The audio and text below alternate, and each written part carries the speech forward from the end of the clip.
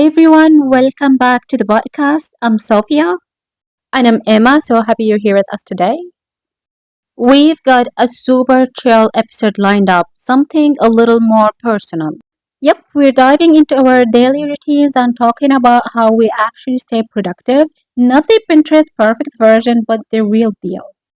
Exactly. So if you've been feeling a bit stuck or scattered lately, or just nosy about how other people run their day, this one's for you.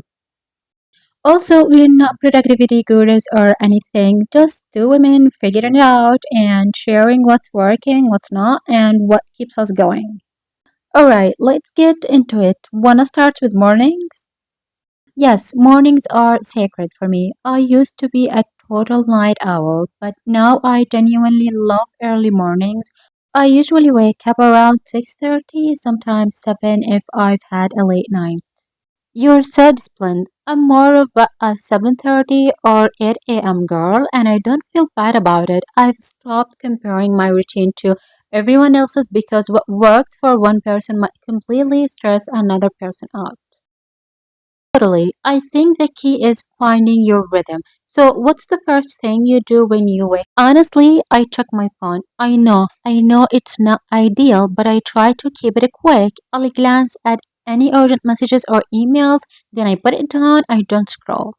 That's actually great. I used to fall into a doom scroll spiral, but now I try to leave my phone in the other room.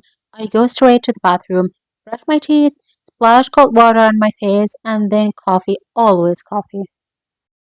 Oh, coffee is a must. I can't function without it. I usually brew a cup while listening to a podcast, something like a morning motivation or a news summary. I love that. I usually go for silence in the morning, at least for the first 30 minutes. It helps me ease into the day without overstimulation. Then I journal, nothing long, just a brain dump, like what's on my mind, what do I want today to feel like. That's such a good habit. I've tried journaling in the morning, but I'm more of a planner girl. I'll open my notebook or digital planner and look at my top three priorities for the day. I find that gives me a sense of direction before the chaos starts. Yeah, that's a huge, having clarity early on. I think what makes mornings powerful is that they set the tone. Even if your whole day doesn't go according to plan, at least you started with intention. Exactly, and I don't always get it right. There are days when I wake up late, skip breakfast, and just jump into work, and I feel it. I'm more scattered, more reactive. Same. I've learned the hard way that rushing my morning usually leads to a less productive day. That's why I try to avoid early mornings if I can help it. I like to give myself that buffer. Okay, let's talk movement. Do you work out in the morning? Yes, but I keep it short. I do a 20-minute at home workout, sometimes yoga, sometimes strength training. It helps wake up my body, especially since I work from home and sit a lot. I admire that. I'm not a morning workout person unless it's a walk. I'll take my coffee and walk around the block or just stretch on my balcony. It's more about getting fresh air and light movement than sweating it out. And that totally counts. I think there's this misconception that productivity means hustling every second, but sometimes the most productive thing is giving yourself space to breathe. That's such a good point. Like, even my skincare routine feels grounding. I know that sounds silly, but just taking 5 minutes to wash my face, put on moisturizer, it makes me feel like I'm taking care of myself before I go take care of everything else. That's not silly at all. Little rituals like that are honestly the foundation of a good day. It doesn't have to be complicated, it just has to feel intentional. Totally. So let's recap. My ideal morning looks like this. Wake up around 7:30, quick phone check, coffee and podcast, plan my day, a short walk or stretch, and then I ease into work. And mine is wake up at 6:30, no phone, water and brush teeth, quick journal, 20-minute workout, then coffee while I read or listen to something inspiring, then I check my calendar and get to it. Honestly, neither of our routines are revolutionary, but they work for us. Exactly, and I think the real takeaway is that a good morning routine isn't about what everyone else is doing, it's about what helps you feel calm, clear, and ready. Couldn't have said it better. Alright, coming up next, we're diving into what our workdays actually look like, how we stay focused, how we block our time, and how we avoid falling into productivity traps. And trust me, there are plenty of traps, but we've got a few tips that might help. So grab your coffee, take a deep breath, and stay with us. Now, let's talk about the meat of the day, our work routine. This is where most of the chaos tends to happen, right? Yeah, especially if you're juggling multiple projects, working from home, or just trying not to drown in your to do list.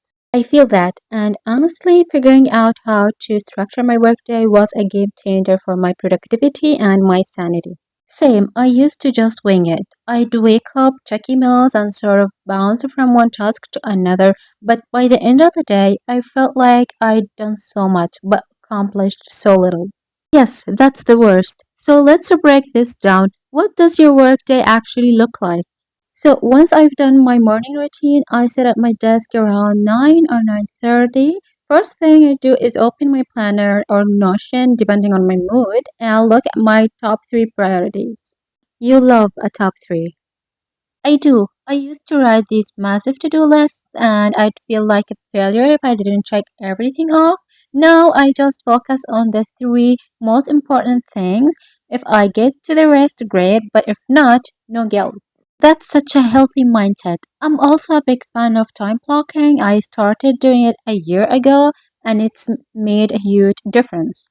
Okay, for anyone listening who's not familiar, can you explain what time blocking is? Yeah, so basically, instead of just having a to do list, you assign blocks of time in your calendar to each task. So, for example, 9 to 11 a.m. might be writing, 11 to 12 is emails, 1 to 2 is client calls, and so on. It's like making a daily itinerary. Exactly. It gives your task a home. You're not just saying, I'll write that report sometime today. You're saying, I'll write it at 10 a.m. for 1 hour and that's it. That sounds so structured, but freeing at the same time. Totally. It creates boundaries, which I really need, especially when I'm working from home.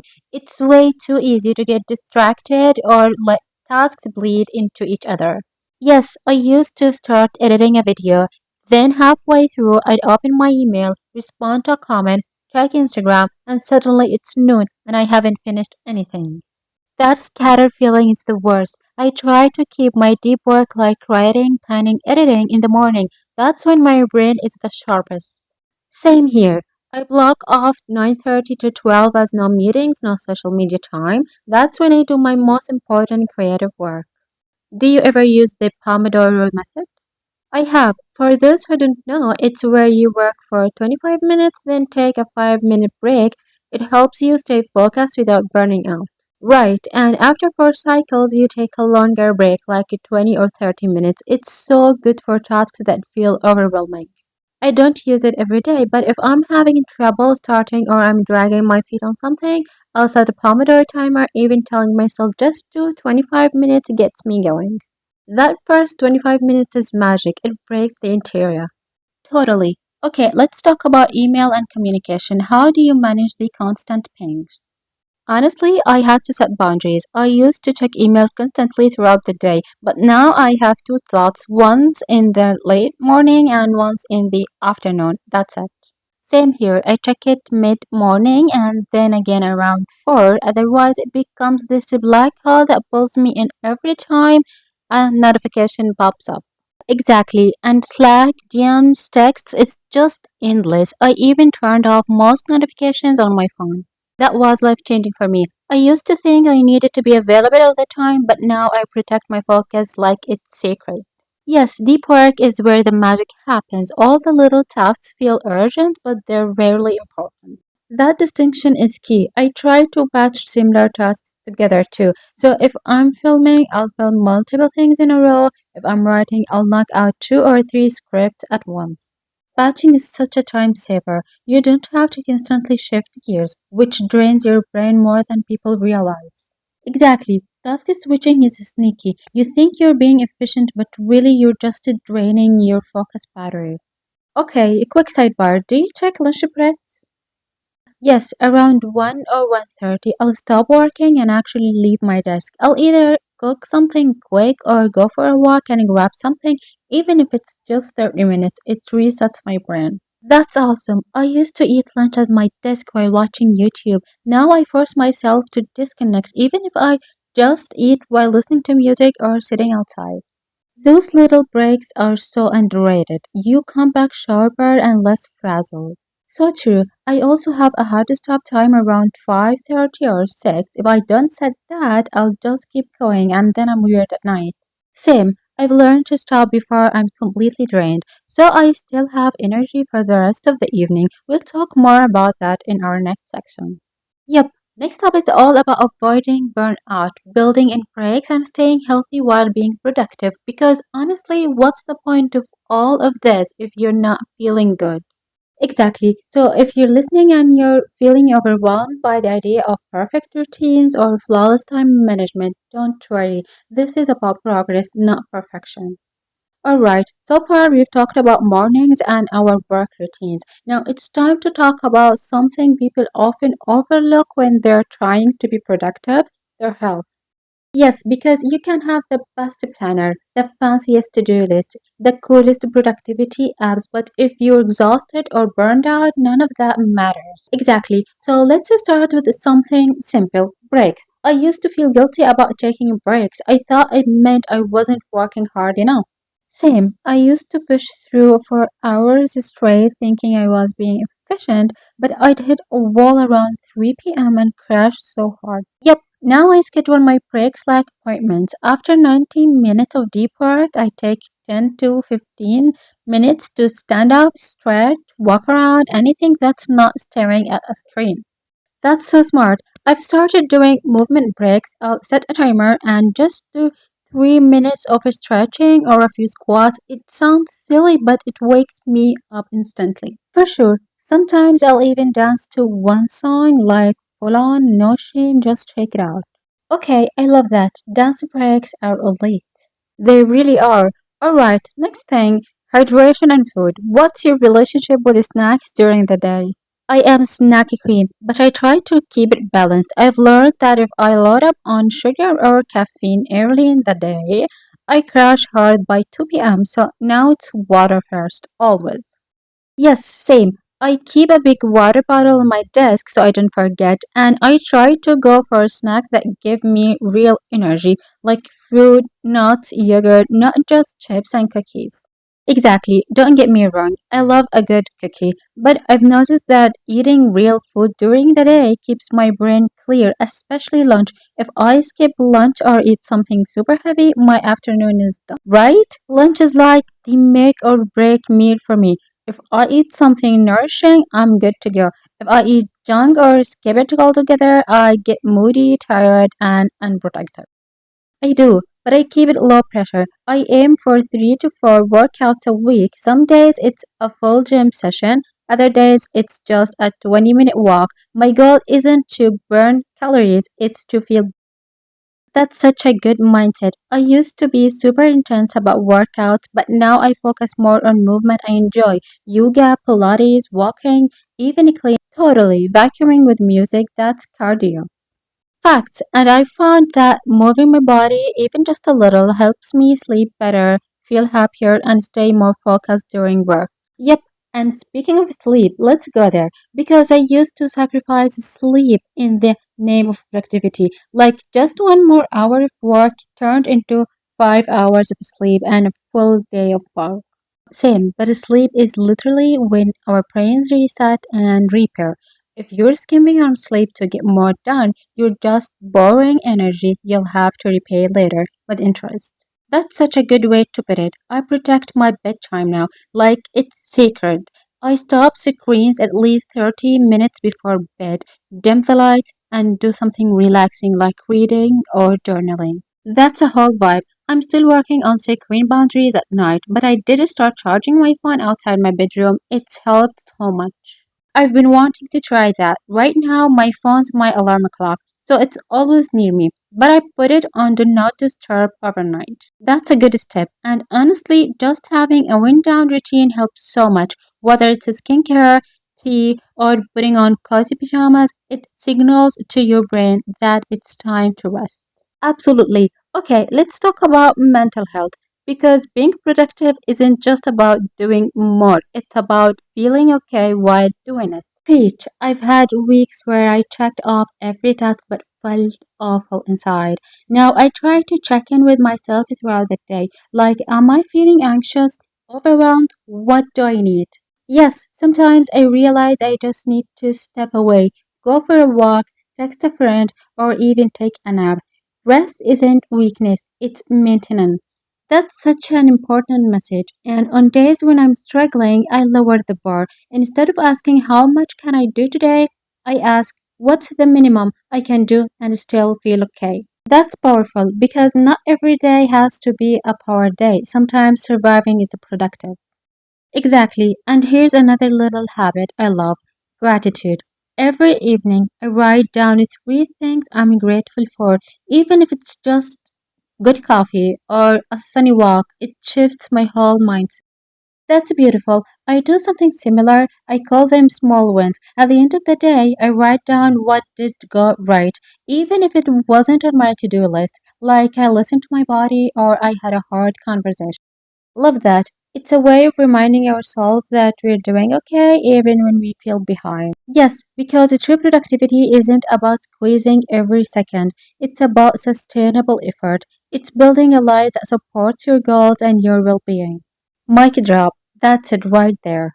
Alright, to wrap up this section, let's do a quick lightning round. One healthy habit that boosts your productivity. Go. Morning journaling clears my mind and sets the tone. Mine is moving my body every day, even just a little. What about one thing you've stopped doing that's helped? Comparing my productivity to other people's. Yes, mine is multitasking. I'm done with it.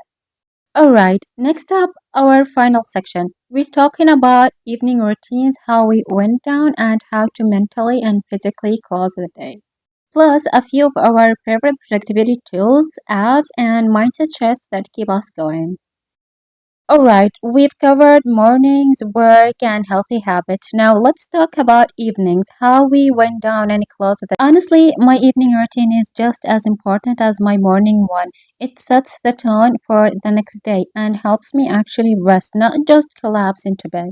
Right? I used to just kind of end the day whenever I ran out of energy, but now I have an intentional evening flow that helps my brain slow down.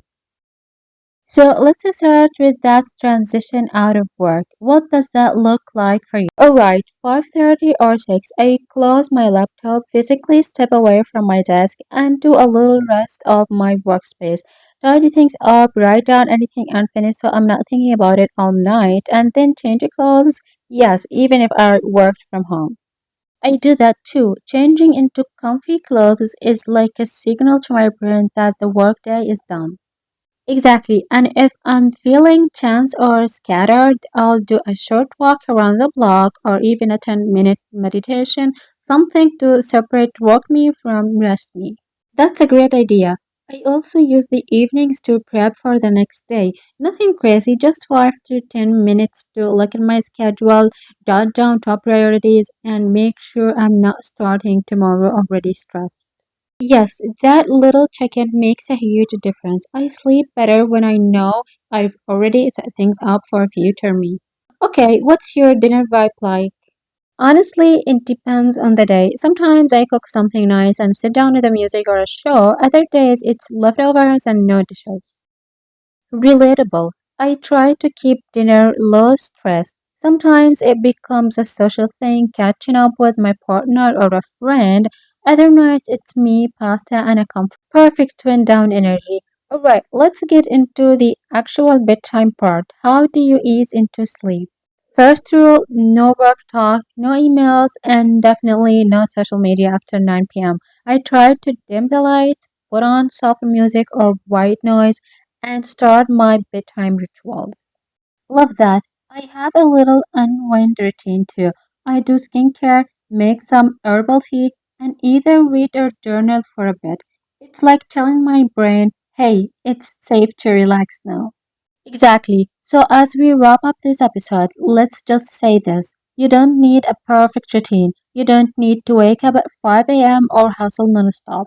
What you need is intention, a way of living your days that feels aligned with who you are, what matters to you, and how you want to show up in the world. If your routine supports your energy, your peace, and your goals, even in small ways, you're already doing great. So, whether you're listening to this on your morning walk, your commute, or while folding laundry, thank you for spending time with us. We hope it gave you a little clarity, maybe a new idea or two, or just the reassurance that you're not alone in figuring all this out. And if you liked this episode, let us know, leave a comment, and share it with a friend. We love hearing from you. We've got more podcast episodes coming soon, from creative routines to time management tips to stories from our own journey. So be sure to subscribe if you haven't already. We'll see you in the next episode.